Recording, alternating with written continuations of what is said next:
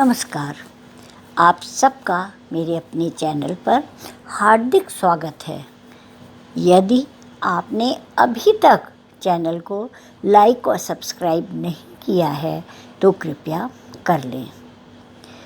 जीवन में हम सब वैसे तो निरंतर कार्यों को करते रहते हैं, परंतु दूसरे को देख करके प्रभावित भी अवश्य होते हैं और एक सीमा से ज़्यादा जब हम दूसरों से प्रभावित होते हैं तो हम स्वयं अपना नुकसान करते हैं।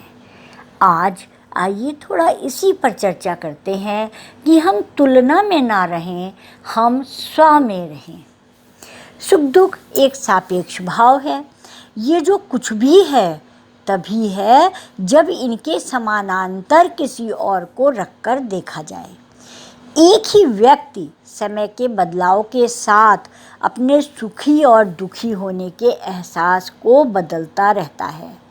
यदि हम अपने मस्तिष्क में लगातार डोलने वाले इस सापेक्षता के तराजू की करामात को भांप जाते हैं तो सच मानिए हम अपने आप को सुख और दुख की जकड़न से काफ़ी हद तक उबार लेते हैं, क्योंकि सुख और दुख अपने मन में ही होता है, हमारी सोच पे होता है। किसी कार्य में हम सुख अनुभव करते हैं तो फिर उसी कार्य में वो हमारी मन स्थिति बदल जाती है, हम दुख अनुभव करने लगते हैं।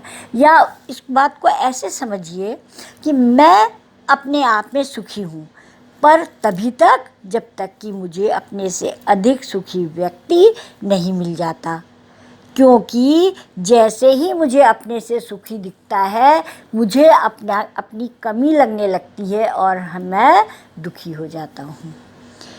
ठीक उसी प्रकार क्या ऐसा भी हो सकता है कि मैं तभी तक दुखी हूँ जब तक कि मुझे अपने से अधिक दुखी व्यक्ति नहीं मिलता, लेकिन ऐसा नहीं होता है, क्योंकि जब मैं अपने से कम सुखी व्यक्ति को देख करके अधिक सुखी अनुभव भले न करूं, लेकिन अपने से अधिक सुखी व्यक्ति को देखकर दुख का अनुभव ज़रूर करने लगता हूं, जबकि मुझे ऐसा कोई दुख नहीं है जिसे दुखी होने का मैं जायज़ कारण ठहरा सकूं। ये केवल अपनी भावना होती है और ये लगभग सब में ही होती है और इसी को नियंत्रित करने की आवश्यकता होती है।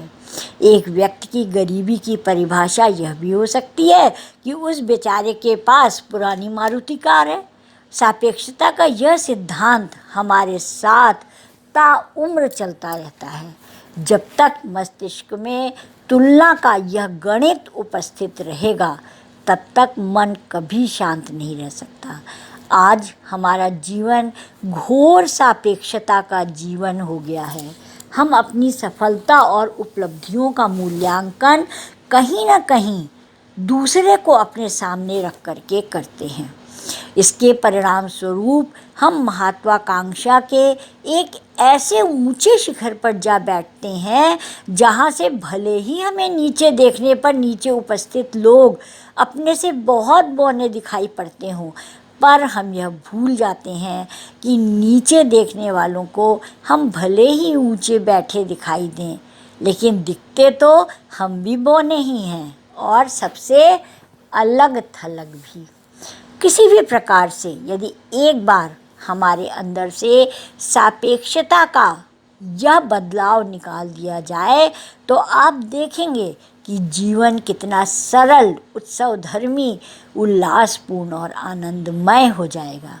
जब तक हमारे मन में यह सापेक्षता का भाव रहता है तब तक हम कभी भी स्व में स्थित नहीं रह सकते और अपने स्वभाव के अनुकूल जीवन नहीं जी सकते।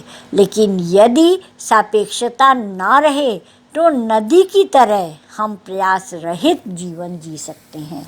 अर्थात कि हमें ये मानकर चलना चाहिए जो कुछ हमारे पास है हम उसी में संतुष्ट रहें और अपना आदर्श हम प्रस्तुत करें।